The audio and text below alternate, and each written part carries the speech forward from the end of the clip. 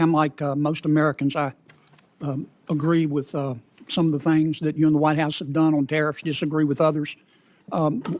It's clear to me that the president listens to your advice about tariffs. So I want to spend my precious time trying to understand how you think. If Vietnam, for example, came to you tomorrow and said, okay, Mr. Secretary, you win. We're going to remove all tariffs and all trade barriers.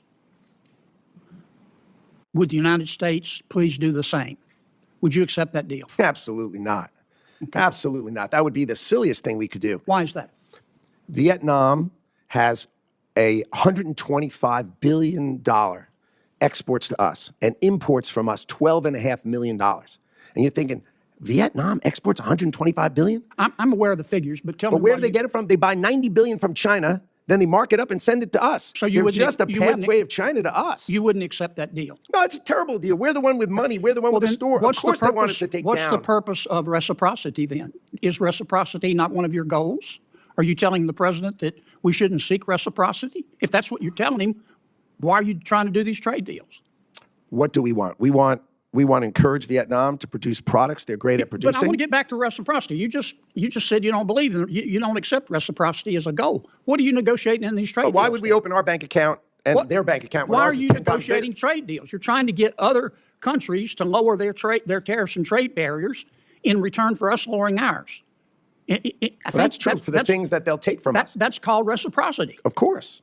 So are you or are you not seeking reciprocity in these trade deals? We are absolutely seeking reciprocity with respect to things that can be reciprocal. But you just said but when they're importing from China and sending it to us, you just said that if a country came to you and offered you the ultimate reciprocity, no tariffs, no trade barriers, in return for us doing the same, you would reject that. Of course, because they buy from China and send it to us. Don't you agree with me? Suppose they said we won't buy from China.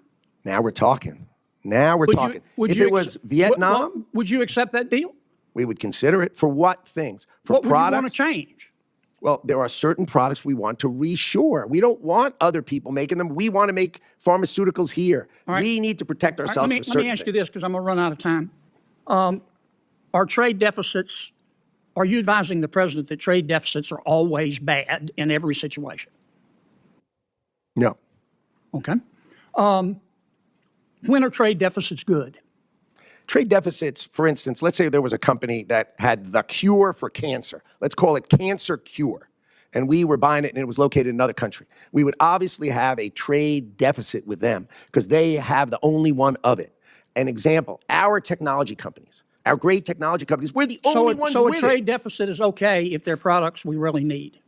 If they're the only ones with it and we can't do it, then of course it's fine. But if we can do it, then we darn well better think about whether we're supposed to do it and whether we want to do it and if it's in our interest as a country to do it. Here's what I'm getting at. I've heard you say that strike that. I'm running out of time. I want to come back to another subject. Tell me your understanding of the Trade Expansion Act. I don't have a really good understanding of the term. I may know the act, but I may not know its title. You're not familiar with the Trade Expansion Act of 1962 that gives the president almost unlimited authority to impose tariffs so long as you conduct an investigation? You don't know about that? Oh, my 232s, of course I do. Okay. Sorry, I just didn't know the title of the plan, but of course I know. Why didn't you advise the White House instead of proceeding under other statutes? Why didn't you advise the White House